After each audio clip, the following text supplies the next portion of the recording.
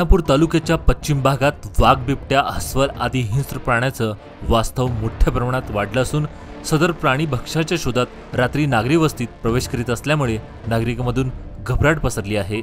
शुक्रवारी रात्री जांबोटी ग्रामपंचायतच्या समोर बिबट्याची छबी सीसीटीव्ही कॅमेऱ्यात कैद झाल्याने जांबोटी हब्बनटी कालमनी परिसरात नागरिकांमध्ये भीतीचं वातावरण पसरलं आहे।